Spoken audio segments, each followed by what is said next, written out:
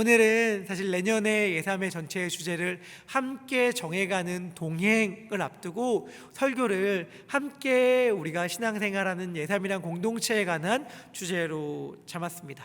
그러면서 제가 설교를 다 마무리한 다음에 그냥 이런 생각이 들었어요. 오늘 제가 전하는 말씀은 어찌 보면 예삼을 향한 저의 마음의 고백, 저의 프로포즈일 수 있겠다라는 생각을 하게 되었습니다. 저는 그냥 이 말이 너무 당연한 말인데 할 때마다 약간 좀 떨리는 게 있어요. 저는 교회를 너무 사랑해요. 그리고 동시에 예삼도 그러합니다. 저에 대해서 막 이러쿵저러쿵 이야기하는 것들이 자주는 아니고 진짜 드물게 가끔씩 저에 대한 평가들인데 좋지 않은 평가들을 제가 들을 때가 있잖아요. 그러면 제 마음 가운데 1차적으로 일어나는 작동은 뭐냐면 자책이에요. 누군가가 저에 대해서 조금은 좀 안 좋은 얘기들을 한다던가 이런 식의 얘기가 제 귀에 들리면 제 마음의 작동, 제 성향인데 일단은 자책이에요. 자책. 맞아, 나 왜 이렇게 부족하지? 나 왜 이렇게 못났을까? 좀 잘하면 좋겠는데 라고 하는 자책이라는 게 먼저 들려요. 자책이라는 마음이 먼저 들어요. 근데 누군가가 예삼이라는 공동체에 대해서 이야기하는 이야기를 제가 듣게 되면 제 마음 가운데 1차적으로 드는 생각은 뭐냐면 화남입니다. 기분이 조금 속상하고 기분이 좀 나빠요. 왜 그럴까 생각하면 사실 그 이유는 분명하죠. 저는 이 공동체를 너무너무 사랑하기 때문입니다. 저는 모르겠어요. 하나님이 이곳에 보낸 그 후부터 하나님께서 마음을 굉장히 크게 빚어가신 것이 사실이겠지만, 언제부터일지 모르겠지만 그냥 예삼이라는 공동체가 저의 마음 가운데 가장 큰 의미로 자리 잡고, 그리고 주님께서 허락한 이 공동체를 온 마음 다해 사랑합니다. 부족할 수도 있고 느껴지지 못할 수도 있지만 제 마음은 그래요. 그래서 늘 이 마음이, 저의 마음이 여기 있는 모든 분들의 마음이 되었으면 좋겠다라는 욕심도 갖게 되는 것 같아요. 우리 모두가 다 정말 예삼을 사랑하면 너무 좋겠다 라는 생각이 듭니다. 그런 제 마음을 오늘 말씀 가운데 나눌 때에 조금 더 마음의 문을 활짝 열고, 나도 이 공동체를 향한 마음이 이래야 되는 거구나 라는 생각을 할 수 있는 우리 예배의 시간이 되면 좋겠습니다. 지난 한 주 여러분들의 삶은 어떠셨는지 먼저 묻고 싶어요. 우리 중보기도 때도 우리 중보기도 팀장님도 이야기하고 그랬는데, 어떻게 예수님을 깊이 생각하는 한 주셨나요? 예수님을 깊이 생각하는 한 주가 뭘까를 제 안에 이렇게 정리해봤습니다. 우리가 진짜로 원하는 것을 살아내는 삶, 우리가 진짜로 원하는 것을 선택하는 삶이 예수를 깊이 생각하는 삶이구나 라는 생각을 하게 됐어요. 지금은 어렸을 때만큼은 아니거든요. 아마 여기 계신 분들도 그럴 텐데, 제가 어렸을 때는 어떻게 했냐면, 뷔페에 가면 설렜고 나올 때 후회했습니다. 왜냐하면 절제해야 한다는 걸 알아. 그러면서 너무 많이 먹으면 배도 많이 나오고 속대 부대끼고 이게 좋지 않다는 걸 알아서 뷔페 딱 들어가서 음식을 뜰 때 어떤 생각을 하냐면, 조금만 먹어야지 이런 생각들을 하는데, 결국엔 쭉 음식을 받아오고 자리에 딱 앉으면 이렇게 쌓여있어요. 그리고 이렇게 쌓여있는 걸 다 먹고 또 가서 그렇게 쭉 먹은 다음에 그 다음에 하는 게 뭐죠? 그 다음에 하는 걸 이렇게 말할 수 있는데, 그 다음에 하는 게 뭐냐면 후회다 이렇게 말할 수 있어요. 나오면서 후회, 왜 이렇게 못 참았지? 조금 먹을 걸. 이 후회하는 게 사실은 제가 어렸을 때 그런 뷔페 식당 가면 늘 하는 마음이었거든요. 무슨 말이냐면, 우리가 다 알아. 우리가 진짜 원하는 것은 이게 아니라는 걸 알아. 근데 그 순간에, 어찌 보면 식탐, 어쩌면 순간의 유혹, 순간의 그 감정의 찰나, 화를 내면 후회한다는 거 알아. 근데 그 순간에 그걸 못 참아서 화를 내고, 내가 욕망에 넘어가면 결국 후회한다는 걸 알아. 그런데 결국엔 그 욕망에 순간 넘어가 버린 다음에 나중에 후회하는 모습들이 마치 뷔페 식당에 나올 때의 우리들의 모습 같다는 생각을 하면서, 예수님을 깊이 생각할 때에는 근데 그 순간을 이길 수 있거든요. 그러니까 무슨 말이냐면 진짜로 내가 원하는 것을 선택할 수 있는 힘이 생겨요. 어떠한 감정의 격동이 칠 때에, 어떠한 유혹이 우리들 가운데 찾아올 때에 우리들이 그 순간 예수를 깊이 생각하잖아요. 그러면 뭐가 되는가? 에이씨, 너무 격했다. 죄송합니다. 근데 정말 내가 왜 예수님을 알아가지고 하면서 억지로 순종하는 게 아니라 진짜 내가 원하는 걸 택할 수 있는 힘이 생긴다는 거예요. 우리가 진짜 원하는 거예요. 진짜 원하는 거. 우리가 진짜 원하는 걸 사실 살아낼 힘이 우리가 없거든요. 그래서 우리가 진짜 원하는 게 아니라 그 순간 그 감정에 속는 선택을 늘 하게 되는데, 예수님을 깊이 생각하면 우리가 진짜 원하는 선택을 할 수 있어요. 저는 바라기는 지난 한 주간 그러한 삶을 사셨길 바라고, 혹시라도 그러한 삶을 살지 못했다면 오늘부터 펼쳐지는 삶 순간 가운데서는 예수님을 깊이 생각해서 우리가 진짜로 원하는 삶을 살았으면 좋겠습니다. 오늘은 잠깐 우리가 계속 살펴봤던 성막 이야기를 멈추고 교회에 대한 이야기를 하려고 합니다. 물론 성막도 교회지만 말이죠. 왜냐하면 오늘 예배 후에 여기 있는 모든 분들이 참여하길 바라는데, 한 분도 빠짐없이 다 모여서 체육관으로 가서 내년 예삶이 무엇에, 어떤 것에 중심을 두고 나아갈 것인가를 결정하는 시간을 가지려고 하거든요. 오늘 제가 설교 시간에 할 이야기는 무엇이냐면, 내년에 예삼이라는 공동체가, 교회가 무엇에 중점을 두고 나아가야 하는가가 어떻게 하여 오늘날 나의 삶과 연관이 있는지를 나눠보려고 해요. 오늘 내가 직장에 생활을 하고, 오늘 내가 가족들과 관계를 맺고, 오늘 내가 학업 가운데의 진로를 선택함에 있어서 내가 오늘의 나의 지극히 개인적인 삶을 살아내는 것과 내년 예삼위 주제를 정하는 것과 무슨 관련이 있는가 라고 하는 것을 지금 이야기하려고 하고, 결론부터 이야기한다면 저는 매우 결정적인 관련이 있다라는 이야기를 하려고 하는 거예요. 오늘 내가 진로를 결정하고 가족들 간에 무슨 대화를 나누고, 내가 직장 생활하면서 어떻게 살아갈 것인가, 내가 어디에 취업해야 할 것인가 하는 것이 내년의 예삶이 어떠한 주제를 가지고 나아가야 할 것인가와 매우 긴밀한 관련이 있기 때문에 저는 내년의 예삼의 주제를 세워나가는 데 있어서 여기 계신 모든 분들이 다 적극적으로 참여했으면 좋겠습니다. 그 이야기를 하려고 합니다. 먼저 제가 여러분들에게 드리고 싶은 것, 하나님에 대해 생각해야 한다는 것입니다. 하나님에 대해 기억할 때, 생각할 때 우리가 잊지 않아야 될 굉장히 중요한 점이 하나 있습니다. 그것은 뭐냐? 하나님은, 잘 들어주세요, 하나님은 삼위일체로 존재한다는 것입니다. 하나님 뭐라고요? 삼위일체로 존재한다. 제가 너무너무 좋아해서 만나는 사람들에게 자신 있게 추천하는 책이 있어요. 자신 있게 추천하는 책이 뭐냐면 다윗 이야기를 다룬 새 왕 이야기라는 책이에요. 새 왕 이야기는 다윗, 사울, 압살롬이라는 왕 이야기를 다룬 책인데 너무너무 유익하고 좋아서 저는 이 청년들에게 너무 권하고 싶어요. 그런데 이 책을 지은 사람이 진 에드워즈라는 사람인데, 이 책을 내가 너무 재밌게 봤으니까 와, 이 책 너무 좋다, 이 저자의 책 다른 게 없나? 라고 막 궁금증을 가진 차에 서점에 갔는데 그 저자의 또 다른 책 한 권이 있는 거예요. 그래서 제가 바로 집었죠. 그 전 책을 너무 재밌게 봐서 바로 딱 집었어요. 그 책 이름이 신의 열애라는 책이었는데 딱 집어서 첫 장을 딱 펼쳤습니다. 펼치는 순간 그 책의 처음 내용이 이거였어요.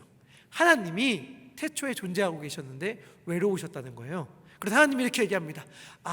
외롭다, 내가 사랑할 대상이 있었으면 좋겠다 라고 해서 인간을 창조했다. 그래서 인간을 향한 하나님의 마음이 열애다 라고 말하는 게 그 사람의 책이었는데, 이 책을 펼치고 처음 부분을 읽는 순간 저는 이렇게 생각할 수밖에 없었습니다. 이거 완전 엉터리다. 그래서 한 책이 좋다고 해서 그 저자의 모든 책들이 좋은 건 아니에요. 이건 완전히 우리가 믿는 기독교의 복음이 아니에요.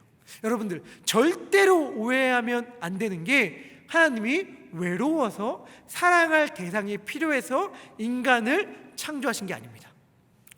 하나님에 대해 우리가 생각할 때 그냥 막연하게 이렇게 생각하기 쉬워요. 뭐냐면 하나님의 천지를 창조하시기 전에는 그냥 계신 거죠.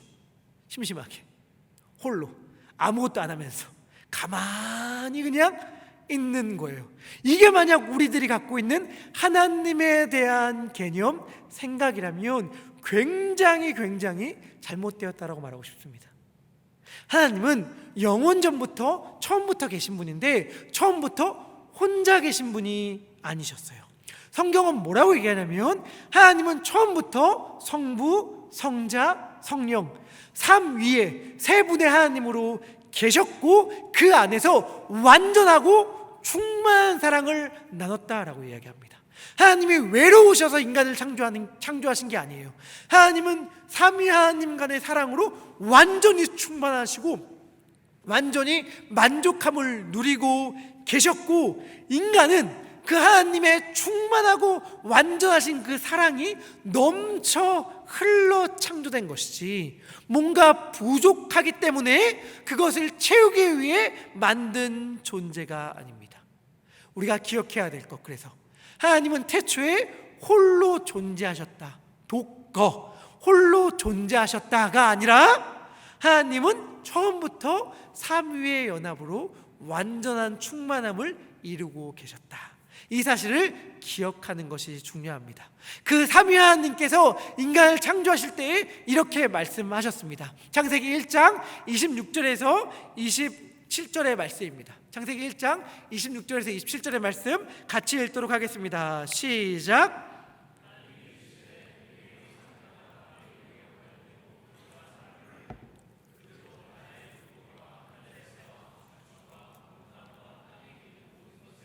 하자 하시고 하나님이 자기 형상 곧 하나님의 형상대로 사람을 창조하시되 남자와 여자를 창조하시고 아멘. 성경은 뭐라고 얘기하는가? 삼위 하나님께서 이렇게 말씀하십니다. 우리의 형상을 따라 우리의 모양대로 사람을 만들자. 너무 잘 아는 이야기라 이렇게 말하는 게 민망하지만 이때 하나님께서 우리의 형상을 따라 우리의 모양대로 사람을 만들자라고 말할 때에 그 형상과 모양은 손가락 5개 발가락 5개 이거 아니죠. 뭐예요? 삼위 하나님의 신비한 연합의 모양을 따라서 사람을 만들었다라고 하는 것입니다. 그러면 인간이라는 어떠한 존재인가? 삼위일체 하나님의 형상과 모양을 따라 창조된 존재가 인간이에요. 삼위일체라고 말할 때 이 말이 조금 어렵습니다. 조금이 아니라 우리의 이해하기는 너무 어려워요. 왜냐하면 이 땅에 있는 개념이 아니거든요. 삼위라고 말할 때 이건 두 가지 뭐가 아니다라는 건 분명해요. 첫 번째는 뭐가 아니냐면 양태론이라고 말하는 것이 아닙니다. 양태론 말이 어려운데 어려운 거 아니에요. 양태론이라는 게 뭐냐면 양태된 모양이라는 거거든요. 그 모양이 위에서 볼 때랑 옆에서 볼 때랑 아래에서 볼 때랑 왼쪽에서 볼 때 오른쪽에서 볼 때로 한 물체도 다 다르잖아요. 이 컵이 하나지만 위에서 볼 때 다르고 밑에서 볼 때 다르고 옆에서 볼 때 다르잖아요. 이런 것처럼 하나님은 한 분인데 어디서 보느냐에 따라 다르다라고 말하는 것이 양태론이에요. 무슨 말이냐면 저는 한 사람이지만 제 아내가 저를 보면 남편이고 제 아들이 저를 보면 아빠고 여러분들이 저를 보면 목사잖아요. 이렇게 보는 것처럼 하나님은 한 분이시지만 어디서 보느냐에 따라 보는 사람이 그분과 어떠한 관계를 맺고 있느냐에 따라 다르게 나타난다라고 하는 게 양태론인데 이것은 우리가 믿는 바가 아닙니다. 기독교의 대표적인 이단이에요. 왜냐하면 기독교는 하나님이 한 분이시고 그 하나님을 어떻게 보느냐에 따라 다르다가 아니라 구별된 세 분 하나님을 이야기하거든요.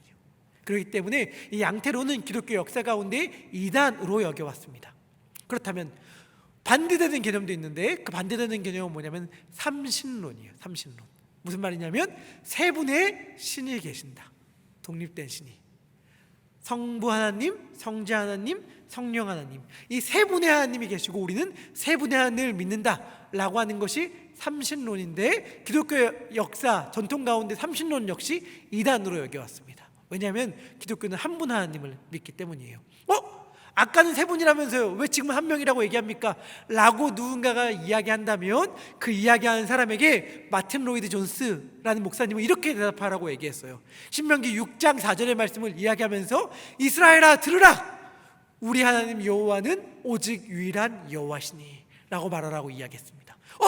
그러면 하나님은 한 분이시네요 라고 말하는 사람들에게 뭐라고 얘기하는가? 아니, 성경은 성부, 성자, 성령 하나님을 이야기한다 라고 대답하라고 얘기했습니다. 신약 성경을 보면 성부, 성자, 성령 하나님이 구별되어서 얘기하거든요. 서로 대화하기도 하고.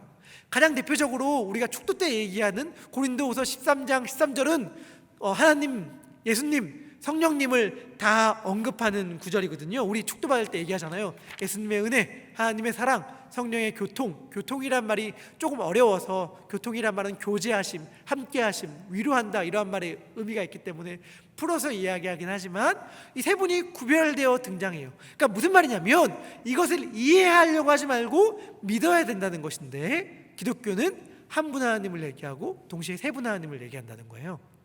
이것을 믿어야 되는데 너무 어려워요, 이해가 안 돼요 라고 말할 때에 제가 완벽한 설명은 아니지만 그래 도움을 되기 위해 설명을 하자면 이렇습니다. 우리가 믿는 삼위일체는 이런 거예요. 뭐냐면 세 분 하나님이 계신데 능력 면에서, 권능 면에서, 그 존재적 측면에서 완전히 똑같으십니다. 마치 여러분들 1보다는 100이 크죠. 100이 크죠. 근데 100보다는 1000이 크고 1000과 100은 다르잖아요. 근데 무한대와 무한대가 있다고 했을 때 무한대에 1을 더해도 무한대죠. 그러니까 무한대끼리는 차이가 없죠. 어떠한 능력이 정말 절정이라면, 최고라면, 그 무엇과도 비교할 수 없는 최고라면 구분이 없잖아요. 100점 만점에 100점까지가 완전이라면 그 이상은 차이가 없는 것처럼 하나님은, 세 분 하나님은 권능, 능력, 지식, 지혜 면에서 완전히 똑같으세요. 차이가 전혀 없으세요. 그러니까 누가 더 힘이 세다, 누가 더 능력이 있다, 누가 더 지혜롭다 이런 거 없이 동일하십니다. 그런데 하시는 역할, 일이 다르세요. 이것을 굳이 거칠게 표현하자면 이렇게 얘기할 수 있습니다. 성부 하나님은 계획하시고 성자 예수님은 실행하시고 성령 하나님은 그것이 적용되게 하십니다. 계획하시고 실행하시고 적용되게 한다. 이것을 저의 수준에서 유치하게 예를 들면 이래요. 이 예에도 허점이 많다는 것을 이해하시면서 들어주신다면, 제가 사랑하는 여인에게 꽃을 줍니다. 제가 있어요. 그리고 꽃이 그 여인에게 가죠. 이 꽃은 단지 어떤 물리적 실체가 아니고, 물질이 아니고 사랑이잖아요. 그리고 이 사랑을 여인이 받습니다. 이 여인이 꽃을 받았는데 이렇게 생각한다고 해봐요. 아이, 이거 왜 준 거야? 무겁게, 짐인데 나 뭐 들어달라는 건가? 나도 귀찮은데? 뭐 이런 생각이 든다면 이건 완전히 오해한 거잖아요. 근데 대부분의 사람은 어떻게 이해해요? 왜 이 남자가 나한테 꽃을 주지? 나에게 마음이 있나? 이렇게 생각이 들면서 이 남자가 나를 사랑하나 보다, 좋아하나 보다 라는 생각이 든다면, 이 좋아한다는 생각을 들게 하는 존재가 성령님이라면, 이 꽃이 아니라 사랑이 간다고 했잖아요. 이 가는 게 예수님, 가는 존재가, 그리고 꽃을 주는 존재가 하나님이라고 얘기할 수 있을 것 같아요. 하나님이 사랑을 주고 그 사랑이 사랑이라는 걸 알게 하는 성령님의 역할이 있는 것이고, 간 사랑은 예수님이다 이렇게 말할 수 있는데, 이것을 기계적으로 뚝뚝뚝 잘라서 우리는 이해하지 않고 이 모든 과정을 우리는 사랑이다 라고 이야기하죠. 그래서 이 세 개가 하나인 거예요. 능력, 관계, 권능 면에서 차이가 없으신 그분이 세 분 하나님이십니다. 제가 또 이런 얘기도 드렸는데, 저는 장수 집안이거든요. 그래서 제가 아내랑 나이 차가 많이 나지만 걱정이 좀 없습니다. 저는 좀 약간 신뢰가 있어요. 근데 저희 할아버지 할머니께서 정말 두 분 다 오래 사셨어요. 그래서 함께 산 세월이 70년이 넘으십니다. 함께 결혼 기념일을 70번을 넘게 보내신 거예요. 이거는 진짜 기적 같은 일이란 거 아시겠죠, 여러분들? 한 번만 오래 살아서 된 일이 아닙니다. 근데 70년을 함께 사신 분과 제가 같이 살았거든요. 70년을 함께 사신 분들의 관계를 제가 그래서 알아요. 대화가 필요 없는 관계, 말이 필요 없는 관계. 전 두 분이 부부싸움하는 것을 늘 보고 살았습니다. 여러분, 70년을 살아도 싸움합니다. 근데 특별한 게 있어. 그분들의 부부싸움은 말이 필요 없어. 한 단어만으로 가능해요. 한 단어만으로. 진짜로 할머니와 할아버지가 그 말만 주거니 받거니예요. 징그러. 이 말 안에 모든 게 담겨 있다는 사실을 제가 어렸을 때부터 깨달았습니다. 그러니까 무슨 말이냐면 다른 말들이 필요 없어. 아니까. 그 말을 완전히 이해하고 있는 거예요, 여러분. 근데 이건 약간 부정적인 측면에서 제가 얘기한 거고, 긍정적인 측면에서 이야기한다면 70년을 한결같이 사랑하고 같이 살아오면 어떻게 될까요? 어떻게 될까요? 우리 사랑하면, 우리 자주 하는 말이잖아요. 사랑하면 어떻게 되죠? 얼굴도 닮는다고 그래요. 맞죠? 이런 말 들어봤죠? 사랑하면 얼굴도 닮아요. 마음 닮는 건 물론이고, 그러다가 진짜 하나가 되죠. 그가 기쁘면 내가 기쁘고, 그가 아프면 내가 아픈 게 사랑이잖아요. 여러분, 근데 삼위일체 하나님께서는 그 사랑을 영원히, 70년이 아니라 영원히 완전히 하세요. 그럼 어떻게 돼요? 하나예요. 그러니까 그 삼위일체의 측면은 그 사랑의 측면으로 이해하면 어느 정도 받아들일 수 있어요. 세 분의 하나님께서 완전히 사랑하셔서 완전히 하나가 되셨다. 이게 삼위일체예요. 이 신비를 기독교는 늘 역사 가운데 이야기해 왔습니다. 그리고 정말 특이한 게 뭐냐면 이 세 가지의 균형을 잃으면 건강하지 못한 신앙생활이 된다는 거예요. 성부 하나님께 좀 무게중심을 과하게 두면 기복신앙으로 흘러가게 될 가능성이 많습니다. 하나님 복 주세요. 하나님 아버지, 우리들에게 좋은 것 주는 분 아닙니까? 아버지, 아들에게 좋은 것, 딸에게 좋은 것 주시는 분이 하나님이잖아요 라고 하면서 아버지에게 무게중심을 강하게 두면 기복적인 신앙으로 흘러갈 가능성이 높고, 아들에게 무게중심을 강하게 두면 고행, 내가 스스로 돌을 닦으면서 고난을 당하면서 신앙생활하는 거기에만 좀 치중할 가능성이 높다라고 하고, 역사 가운데 그러한 모습들이 많이 드러났어요. 성령 하나님께 무게중심을 두면 신비주의적, 은사중심적 인 신앙생활로 흘러가게 될 가능성이 많아서 우리가 신앙생활을 할 때 세 분 하나님에 대한 균형 잡힌 이해가 반드시 필요합니다. 그런데 우리가 신앙생활을 잘한다고 할 때에 삼위일체 하나님에 대한 이해를 가진다고 할 때 중요한 건 뭐냐면, 이걸 단지 균형 잡힌 지식으로 아는 게 아니라 우리가 그분의 형상을 따라 살아가는 데까지 나아가야 한다는 것입니다.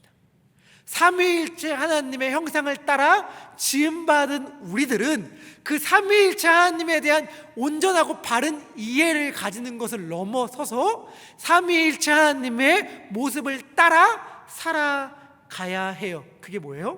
공동체적인 존재로 살아가는 거예요. 함께 살아가야 하는 것입니다. 우리는 그러한 존재로 부름받은 자예요. 난 혼자인 게 편해요. 난 혼자 신앙생활 할래요. 난 다른 사람들과 엮이면 피곤해. 다른 사람들 생각하면 왠지 좀 피곤해요 라고 말하는 사람이라 하더라도 분명하게 알아야 될 것은 무엇이냐면, 우리 모두가 다 혼자 사는 사람은 없다는 것입니다. 우리는 아무리 혼자 있는 걸 좋아하는 극아이 사람이라 하더라도 공동체적 존재로 살아갈 수밖에 없는 사람들이에요. 우리가 엄밀한 의미에서 얘기할 때 엄밀한 의미에서 혼자 살 수 있는 곳은 지옥밖에 없습니다. 왜? 지옥은 모든 관계가 끊어진 곳이기 때문에. 우리가 혼자 살아갈 수 있는 철저한 곳은 지옥 외에는 없어요. 우리가 이 땅을 살아갈 때는 어쩔 수 없이 관계를 맺고 공동체적 존재로 살아갈 수밖에 없고, 그것을 배워서 잘 살아가는 것이 하나님의 형상을 따라 살아가는 모습인데, 그것을 가장 잘 누릴 수 있는 곳이 어디냐? 교회입니다. 교회. 우리가 아까 고린도전서 12장 12절부터 27절의 말씀을 읽었는데, 우리가 읽은 이 말씀은 설명을 굳이 하지 않아도 명확하게 무슨 말인지 이해할 수 있는 말씀이죠. 그리스도의 몸인 교회에 대하여 너무나도 분명하게 설명합니다. 그게 뭐예요? 교회는 그분의 몸이다. 그분의 몸이라는 말은 교회는 온전히 하나이며 다 연결되어 있고 각각 역할이 따로 있다 라고 하는 것.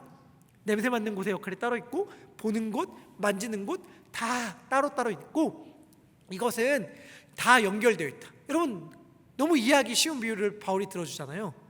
손이 다치면 손이 다친 거예요? 내가 다친 거죠. 눈이 다치면 눈이 안 보이고 끝입니까? 내가 안 보이는 것이고, 그 영향을 온몸이 다 받죠. 우리가 꼭 그렇다는 거예요. 그 사람이 아프면, 그 사람이 문제가 있으면, 그 사람이 힘들면 그 사람이 힘든 거로 끝! 이게 교회가 아니고, 그 사람의 문제가 곧 나의 문제, 우리의 문제라고 하는 것이 교회라는 것이고, 또한 은사가 각각 다르기 때문에 그 사람과 내가 다른 것이 축복이다 라고 하는 것이 교회예요. 우리는 우리와 맞는 성향의 사람들과 친하게 지내는 걸 좋아합니다. 마음이 통해야지, 그 사람과는 대화가 통해야지, 그 친구랑은 나는 너무 잘 안 맞아 라고 말하는 걸 좋아하지만, 여러분들, 만약 교회가, 내 공동체가 나와 성향이 맞는 사람들로만 가득 채워진 곳이라면 어떻게 되는 줄 아세요? 발은 없이 손만 10개 달린 사람이 되는 거예요. 이건 정상이라고 그 누구도 말하지 않습니다. 나는 나랑 성격이 닮은 사람이 너무너무 좋아 라고 하면서 그 사람들만 잔뜩 있는 공동체를 원한다. 그거는 뭐죠? 얼굴에 눈, 입 없고 코만 가득히 있는 그런 모습을 원한다고 하는 것과 똑같아요. 우리가 눈으로 보는 게 있고, 냄새를 맡아야 하는 게 있고, 말하고 먹어야 하는 게 있잖아요. 그렇기 때문에 하나님은 나와 그렇게 다른 그를 이곳에 둔 거예요. 왜? 나를 위해서. 내가 하나님의 몸으로 온전히 존재하게 하기 위해서 있는 거예요.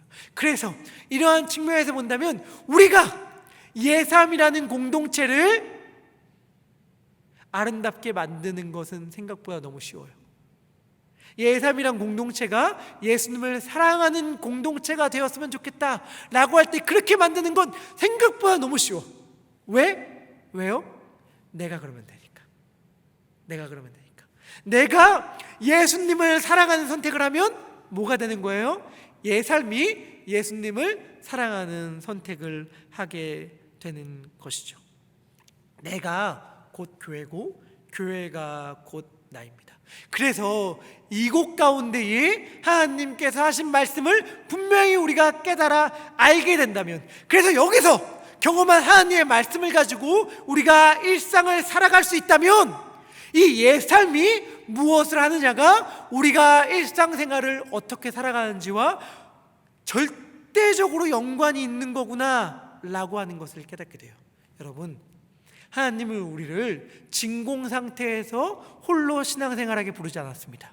어떻게 불렀어요? 예삼이란 공동체 안에서 함께 신앙생활을 하게 부르셨죠.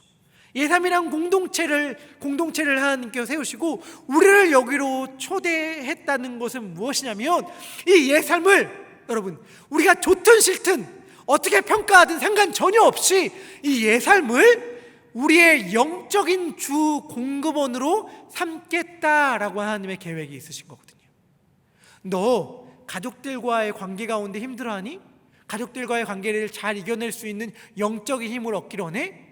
그 힘을 예삶에서 얻기로 내가 계획했어. 너 지금 진로를 놓고 기도하고 있니? 어디로 가야 할지 분명한 하나님의 가르침을 얻기로 하네? 나는 너가 그 가르침을 예삼이라는 교회 안에서 선포되어진 말씀과 드리는 찬양과 기도와 셀모임에서 나누는 그 모든 대화 가운데에 깨달아 알도록 너를 불렀어 라고 하나님은 말하고 있는 거예요. 그래서 여러분, 내가 내년에 어떠한 인생의 결정을 해야 할지와 내년에 예삼이란 공동체가 어디로 나아가야 할지가 그렇게 밀접하게 연결이 되어져 있는 것입니다. 예삼이란 공동체가 그래서 여러분 너무너무 중요한 거예요. 우리가 돌아갈 때 비로소 알게 되는 고백들을 듣잖아요. 무슨 고백을 듣냐면, 우리 1년 있다가 아니면 좀 있다가 나가면서 마지막 파송 인터뷰를 할 때에 예삼이란 공동체가 왜 이렇게 사람들이 좋다고 말하는지 알 것 같아요 라고 한 이야기들을 우리가 이렇게 예삼을 떠나게 되는 상황 가운데 놓인 지체들마다 이야기를 하잖아요. 그리고 그것들이 우리들 기분 좋게 하려고 하는 얘기 아니잖아요. 진짜 진심 어린 고백을 하는 거잖아요. 하나님께서 우리 공동체를 너무 특별하게 저는 그렇게 삼았다라고 생각이 들어요. 그리고 우리를 여기서 은혜를 받고, 여기서 힘을 얻고, 여기서 지혜를 얻어서 일상생활 가운데 하나님이 원하시는 선택을 하라고 하나님이 우리를 이곳 가운데 부르신 거예요. 그래서 우리는 이 예살을 사랑해야 하고 이 예살에 우리들의 마음을 내어드려야 합니다. 어제 둘로스 시간에도 제가 말씀을 드렸는데, 여러분, 예살매 여러분들이 참여를 하는 것은 마치 집안일을 하는 것 같다라는 생각을 하게 되었습니다. 집안일 한다는 건 뭐예요, 여러분? 제가 집안일을 많이 도와주는 남편이 아니라는 걸 너무 잘 알기 때문에 제가 말하면서도 민망하지만 그래도 제가 회개하는 마음으로 얘기한다면 집안일이라는 건 눈에 띄지도 않죠. 그거 귀찮죠. 하기 싫죠. 번거롭죠. 그래서 좀 계속 소홀하게 되기가 너무 쉬운 게 집안일인 것 같아요. 그리고 집 밖에만 나가면 재밌는 게 너무 많아. 그렇죠. 제가 우리 이 시대의 우리 교회만이 아니라 이 시대를 살아가는 수많은 신앙인들의 신앙 풍토가 뭘까라고 생각한다면 영적 소비주의라고 말할 수 있을 것 같아요. 다 소비자 마인드로 대해야 하는데 익숙한 거죠. 그래서 내게 유익이 되고 내게 도움이 되고 내가 필요하다고 생각하면 그렇게 참여하고, 그게 아니면 내게 더 필요한 것, 내가 원하는 것을 제공해 주는 그곳에 가서 내 시간들을, 내 에너지를, 내 물질을 쓰는데 너무 익숙한 시대가 바로 오늘날 살아가는 시대들이잖아요. 그러니까 예삼에서 뭐 합시다, 교회에서 뭐 합시다 해도 우리는 순식간에 머리에서 다 계산을 하죠. 어떤 계산을 해요? 이거 나에게 도움이 되는 건가? 안 되는 건가? 나에게 유익이 되나? 안 되나? 재밌나? 재미없나? 이런 것들을 계산을 딱 하고 딱딱딱 따진 다음에 이번엔 참여하지 않는 게 나에게 도움이 되는 것 같아 라고 하면 참여하지 않고, 이건 참여하는 게 나에게 좀 도움이 되는 것 같아 라고 하면 참여하는데 우리가 너무 익숙하잖아요. 새벽에 나와서 기도합시다 라고 말하는데 난 자는 게 더 좋아. 이 예배가 있으니까 우리 모여서 함께 예배하고 우리 함께 참여합시다 라고 얘기할 때 난 그 시간보다 그냥 친구들 만나고 커피 마시고 여행 다니는 게 너무 좋아 라고 말하면 그런 시간들을 보내는 거잖아요. 맞아요 여러분. 그리고 그게 사실은 뭐가 문제일까? 라는 질문도 들잖아요. 뭐 죄예요? 친구들과 커피 마시고 차 마시고 놀고 잠자고 이거 잘못입니까? 죄입니까? 아니라는 생각들을 하잖아요, 솔직히. 그렇기 때문에 문제의식을 못 느낀다는 말이에요. 근데 이게 어떠한 모습이 되기 쉬운가? 이러한 모습이 되기 쉬워요. 뭐냐면 집에 설거지거리가 막 쌓여 있어. 그러면 어떻게 돼요? 설거지하기 귀찮아요. 요리하기도 귀찮아요. 밖에서 사 먹죠. 맛있어. 집안 청소가 집에 막 정리가 너무 안 돼서 집안이 너무너무 지저분해. 그럼 어떻게 해요? 집에 들어가는 게 싫어. 집에 들어가면 귀찮고 잘 때만 잠깐 들러갔다가 빨리 나오고, 그 다음에 그냥 밖에 나가서 친구들과 함께 보내고 좋은 안락한 시설들을 제공하는 곳에 있는 게 너무너무 좋아요. 친구들 만나고 밖에서 맛있는 거 먹고, 이게 뭐가 문제겠어요? 근데 이 뭐가 문제겠어요 하는 시간을 보내는 동안 자기도 모르는 사이에 어떤 식의 행동을 하고 있는 거냐면 자기의 안식처인 집을 허물어뜨리고 망가뜨리는 행동을 하고 있는 거거든요. 번거롭지만, 귀찮지만, 하기 싫지만 집에 가서 설거지를 해야 돼요. 집안 청소를 해야 돼요. 왜? 그것이 내가 내 삶의 진정한 안식처로 삼을 수 있는 집을 지키는 길이거든요. 우리 어렸을 때 부모님들은 늘 이야기하죠. 늦지 말아라. 일찍 와라. 일찍 집에 들어와라. 왜? 들어오면 뭐 맛있는 거 해줄 것도 아니면서. 아무 의미가 없어. 들어왔다고 해서 짜잔 파티를 준비해서 이런 게 아니야. 그냥 목적은 딱 하나밖에 없는 것 같아요. 그냥 일찍 들어오는 것 자체가 목적이야. 일찍 들어와. 혹은 밖에서 늦게까지 다니지 않게 하는 거에만 이유가 있는 것 같이 느껴져서 일찍 들어오기 싫죠. 재미도 없는 것 같아. 근데 그래서 여러분, 집에 늦게 들어오고 집을 조금씩 집을 비우는 시간이 늘어나면 어떻게 돼요? 집과 가정과 내 마음이 멀어져요. 나중에 회복되기가 너무 힘들어. 근데 그냥 왠지 모르지만, 이유는 모르겠지만 일찍 들어오라는 말에 그냥 순종해서 일찍 들어와서 어쨌든 물리적으로 부모님과 함께 보내는 시간들을 늘리고 집 안에 있는 시간들을 늘리고, 그러다 보면 집이 내가 있는 공간이기 때문에 정리하고 청소하고 이렇게 되면 어떻게 돼요? 집이 안정되어지죠. 그리고 우리의 집은 언제 어느 때고 밖에서 얼마나 힘든 일을 당하고 돌아와도 편하게 쉴 수 있는 내 삶의 안식처의 공간이 되는 거예요. 여러분, 내 삶이 어떠한 곳이 되기를 원하세요? 밖에서 너무 힘들어, 지쳤어, 외로워, 고달파. 근데 돌아가니까 너무 편안해. 예삼이라는 교회에 딱 왔는데, 예삼이라는 공간에, 공동체에 딱 왔는데 너무 힘을 얻고 안식을 누려. 이런 공간이 되기를 우리 다 원하잖아요.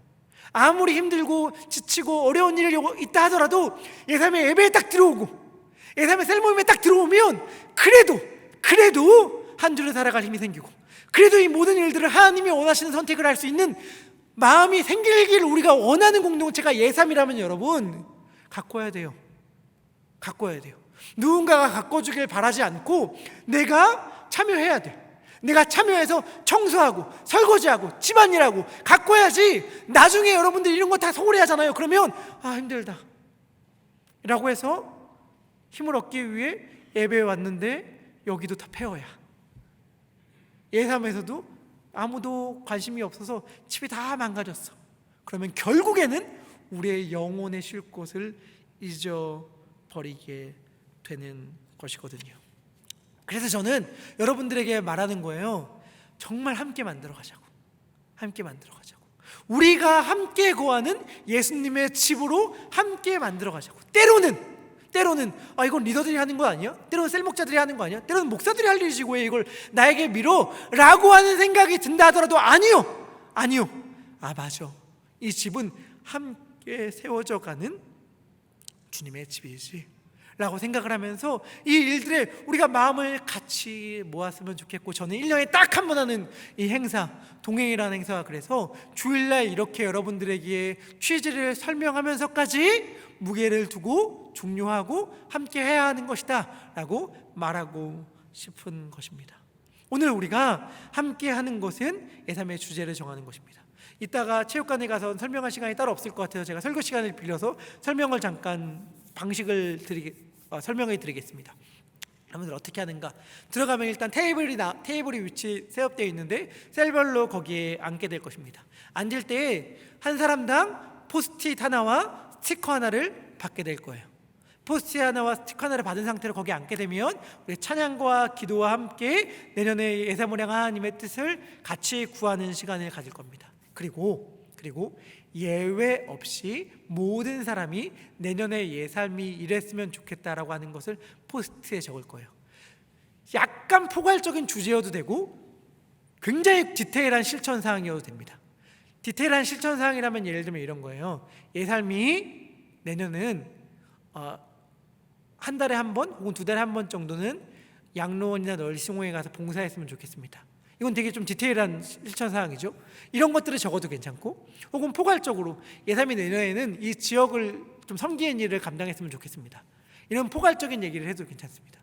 내년의 예삼은 좀 하나님의 말씀을 열심히 배웠으면 좋겠어요 라고 적어도 괜찮고, 내년의 예삼은 좀 구체적으로 훈련 과정들이 잘 돌아갔으면 좋겠습니다 라고 하는 성경 공부에 대한 내용들을, 훈련에 대한 내용들을 적어도 괜찮습니다. 한 사람씩 한 사람이 무조건 하나의 의견을 행사하면 기도하고, 그 셀 안에서 모인 인원이 10명이면 10명, 8명이면 8명 이럴 텐데 8개, 10개 의견 가운데 2개의 의견만 기도한 후에 2개 혹은 하나의 의견만으로 모으는 시간을 가질 거예요. 그럼 셀 안에서 하나 혹은 2개의 의견이 나오잖아요. 양로원 갔으면 좋겠습니다. 성경 공부했으면 좋겠습니다. 이런 2개의 의견이 딱 나오면 2개의 의견을 가지고 제출할 것입니다. 그럼 대충 이런 의견이 나왔다고 셀 앞에서 마이크로 잡고 얘기하고 제출하면 그 포스트잇으로 했잖아요. 그 포스트잇을 가지고 카테고리 시켜서 비슷한 의견들 나올 수 있으니까 비슷한 의견들끼리 묶어서 붙여놓을 겁니다. 붙여놓으면 이제 한 3개 혹은 4개 혹은 5개 정도로 범주화가 되겠죠. 카테고리별로 나누겠죠. 예배, 기도 시간을 좀 늘렸으면 좋겠습니다 라고 한 얘기 같은 얘기들, 혹은 선교팀을 늘렸으면 좋겠습니다, 혹은 봉사를 나갔으면 좋겠습니다. 이렇게 카테고리를 나눌 거예요. 나누면 이제 크게 카테고리 나눈 걸 놔두고 기도하고 한 사람이 갖고 있는 그 스티커로 그 카테고리 중 하나에 붙일 거예요. 벽에다 종이를 말해야 될 텐데 붙일 거예요. 나와서 붙이면 가장 많이 표가 나온 것이 내년에 우리 예삼이 나아갈 방향입니다.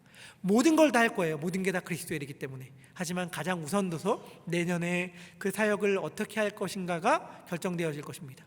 여러분들 이거 매년 했거든요. 몰랐죠? 매년 했어요. 3번째인데 의미 없는 행위 아니라는 것을 아마 오늘 참여하시면 알 거예요. 왜냐하면 한 해 동안 작년에 정한 주제가 어떻게 하나님이 우리 안에 이루셨는지를 들으신다면 우리가 그냥 정한 것 같고 그냥 요식행위 아니면 하라고 하니까 하는 것 같은데 한 줄 알았는데 그게 아니었구나 라는 걸 알게 될 거예요. 알게 될 거예요. 저는 알게 됐어요. 저는 나중에 소름 돋듯 깜짝 놀라는 일들이 있었어요. 나 미처 생각 못했는데 정말 하나님께서 이렇게 일하셨구나. 하나님께서 정말 이렇게 일하고 계셨구나 라고 하는 것을 하나님의 일하심을 나중에 발견하는 방식으로 제가 놀랐거든요. 여러분, 우리 모두가 다 그 경험할 거거든요. 그래서 참여하시고 그런 방식으로 해서 내년에 우리의 삶이 나아갈 바를 우리가 정하는 거예요. 제가 정하는 게 아니라 우리 모두가 다 함께 정하는 것입니다. 여기서 중요한 건, 핵심은 뭐냐면 투표한다, 그래서 1위, 2위, 3위 정한다, 이게 아니에요. 여러분, 투표라는 방식에 대해 여러분들 이 사실을 기억해야 되는데, 투표라는 방식을 제가 왜 하느냐? 민주주의라서? 뭐가 제일 인기가 많은지 알고 싶어서? No! 투표라는 방식은 제가 뭐라고 얘기하고 싶냐면 서로에게 듣는 거다라고 말하고 싶어요. 우리는 내년에 나아갈 때 내년에 하나님께서 우리에게 갖고 계신 생각이 무엇인지를 듣고 싶거든요. 근데 들을 때에 우리가 가져야 할 기본적인 마음가짐이 뭐냐면, 내가 하나님께 들을 수 있다면 그도 하나님께 들을 수 있다라는 생각을 갖는 게 중요해요. 내가 하나님의 음성을 들을 수 있다면 그도 하나님의 음성을 들을 수 있고, 거기 한 발 더 나아가 그를 통해서 하나님의 음성을 들을 수 있다는 사실도 기억하는 게 중요합니다. 성경을 보면 하나님께서 하나님을 믿지 않는 사람들을 통해서, 혹은 아예 하나님과 적대시하는 사람들을 통해서도 말씀하시거든요. 참 신기하죠. 하나님이 하나님의 백성에게 이야기를 하는데 하나님을 모르는 사람을 통해서도 이야기하시고 하나님과 원수된 사람들을 통해서도 이야기하세요. 그렇다면 하나님을 믿는 형제 자매들을 통해서는 얼마나 분명하고 선명하게 말씀해 주시겠어요. 나는 이런 생각을 갖고 있지만 저가 그런 생각을 갖고 있다면 겸손하게 받아들이는 거예요. 하나님께서 지금 나에게 이 이야기를 들려주고 싶으신 거구나. 저도 생각이 있죠. 내년의 예 삶이 이러한 것들을 좀 중요하게 여겼으면 좋겠다, 내년의 예 삶이 이러한 것들에 좀 중점을 뒀으면 좋겠다 라고 하는 생각들이 있어요. 근데 제 생각과 결과가 다르면 어떻게 되는 거예요? 내가 그래도 목사인데, 내가 담당 목사인데, 아니 무효, 다시 합시다, 이렇게 말하면 안 되죠. 저는 어떠한 마음이어야 돼요?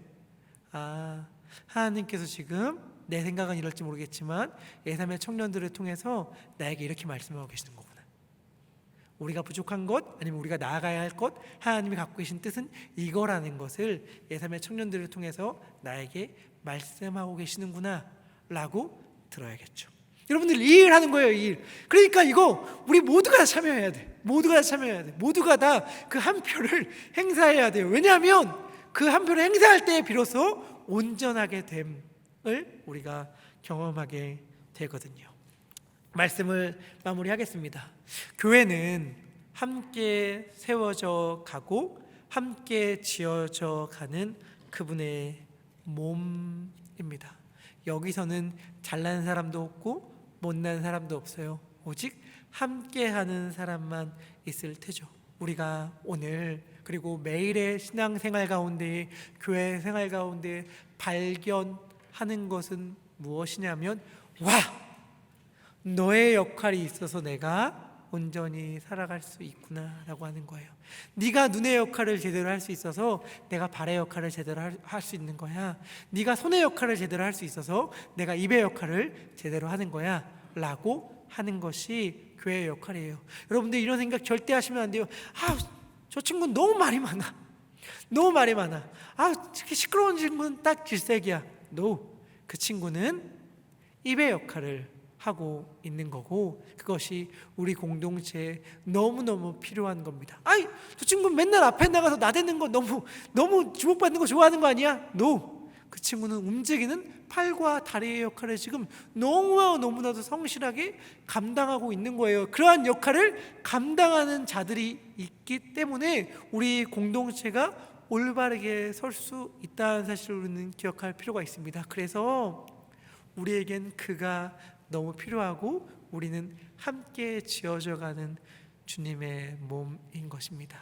그러한 마음을 가지고 우리 함께 찬양할 때에 여러분 진짜 온 마음 다해서 주님의 집을 찬양하고 고백하고 노래합시다. 우리 교회가 정말 일어나서 하나님의 이름을 마음껏 외치고 주님께 마음껏 예배하는 공동체가 될 수 있도록 우리 마음 다해서 함께 찬양하도록 하겠습니다.